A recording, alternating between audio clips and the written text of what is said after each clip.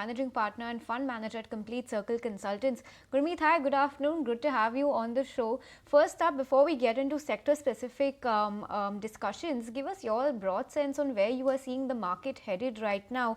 Because so far, at least when the benchmarks were lackluster, you had the broader markets that were leading the move and giving some hope. Or on the flip side, if the broader markets were subdued, the benchmarks were doing something. Today, both of them are down and out.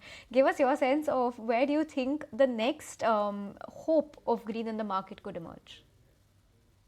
Thank you. Thank you for having me. See, couple of things you have to see. One, I think our corporate profitability to GDP is now nearing all-time high. We are at almost 4.7%.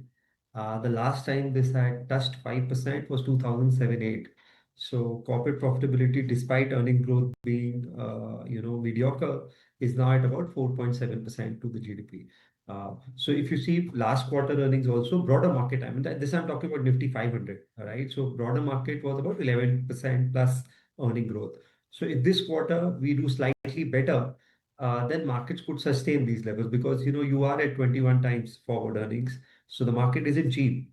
So I think the earnings are extremely important. I think market is also a little bit nervous on the US trade deal and what happens before 9th of July. So that event should play out over the next few days.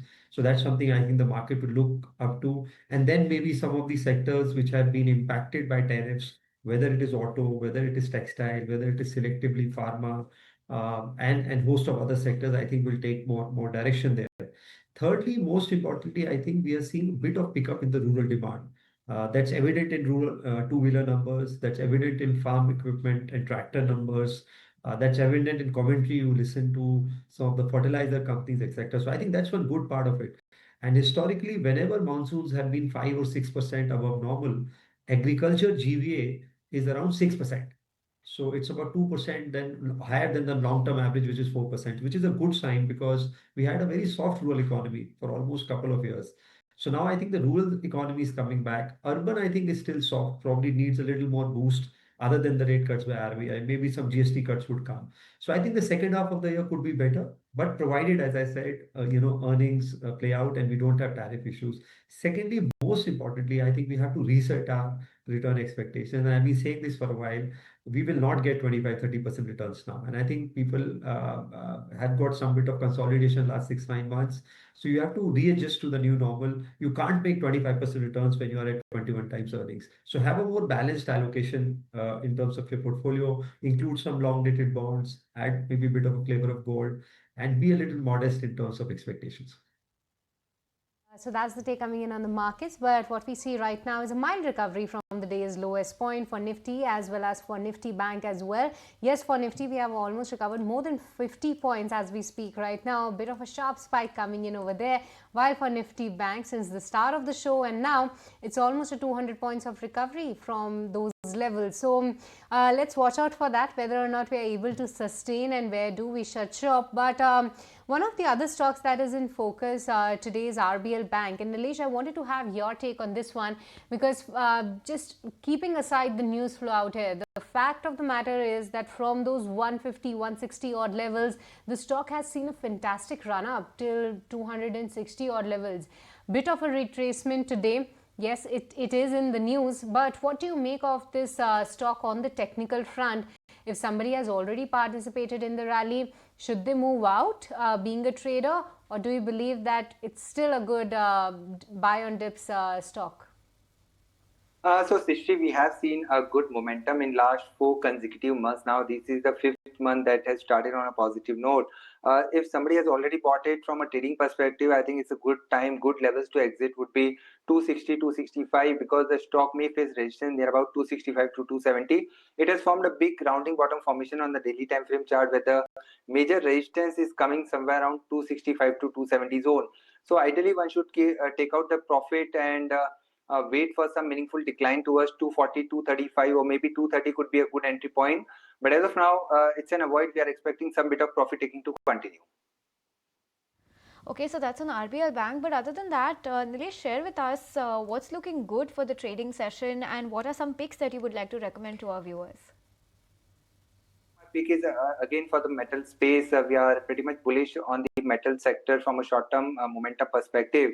So Steel Authority is something that is looking positive on the chart. We have seen a good momentum and a good breakout coming in this particular counter. It is trading well above all long-term and short-term moving averages, as well as it has given a good breakout from its long consolidation of almost 8 months. 8 to 10 months consolidation has been taken off in today's trading session. So on the upside, we are expecting further momentum to continue on the upside towards, from a short-term perspective, 141 could be the target, and from positional perspective, 145 to 150 levels can be seen. So one can keep a stop loss below 133.5, and Steel Authority is long from our side. Another counter that we are liking is Polycab. So this particular stock has been in an uptrend since quite a bit of long time. We have seen a good base formation in the zone of 4600 to 4700. So from here, we are expecting further up move to continue towards 6810. So that's the immediate target. 7000 to 7200 is something that we are expecting in the July series.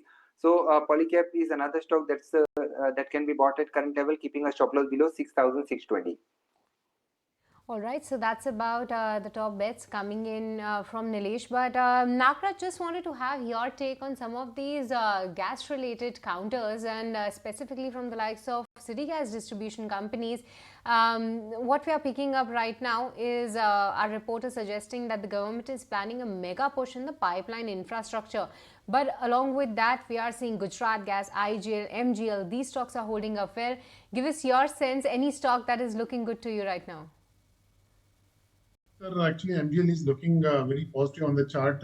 It has been continuously moving up healthy uptrend with a bullish pattern of higher tops and bottoms visible on the chart, and currently placed at the higher levels, placed at the breakout. Overall chart pattern is looking positive. I think the next upside would be around 1620, 1630 levels, currently trading around 1510 levels. The chart pattern is looking positive for the MGL for the near term.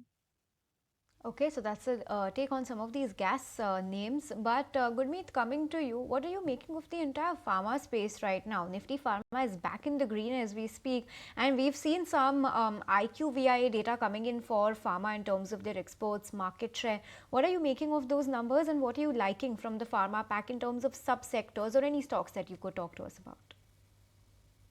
So if you see, I think if you break pharma into four subsets, I think the healthcare hospital part has done pretty well. Whether it is Apollo, Max, I think Narayana also got up pretty well. What I think could do well once there is more clarity is the CDMO and generics. I think the market needs clarity there. I think CDMO in general, I think is a huge opportunity. Already, if you see the likes of Divis, Laurus, some of the other names, they are already at their all-time high.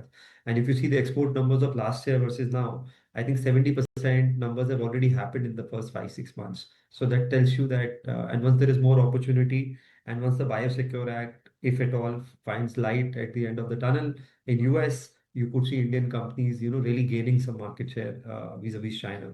The last one is the branded generics bit, which is more like FMCG in Indian context, where valuations are slightly rich, but you get steady, not much cyclicality in the earnings. So we like Mankind in this space. We are tracking the likes of Ipca, Cipla, etc.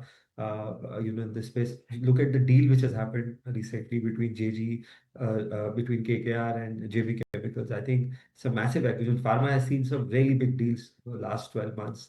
So we are pretty constructive. More importantly, if you see the correlation of pharma with Nifty, it's on a short-term basis, it's around 0.6. On a long-term basis, it's less than 0.5. So when corrections happen, and in a market like this, you got to also see, downside risk in the sector. Nifty Pharma falls less than 50%. So if, for example, if you go back to 2008, when markets fell 60%, Nifty Pharma was down 27%. In COVID, again, it fell half. In fact, it recovered the fastest was happened. 2011, again, it fell 15% versus 20-25% broader fall in the market. So it's very important for us to look at risk-adjusted returns and low correlation also while building the portfolio. And pharma has outperformed Nifty over the last 10, 15, 20 years. So it falls lesser and over a long period outperforms. So it deserves more allocation and more weight, in the portfolio. That's an interesting point when it comes to the pharma space.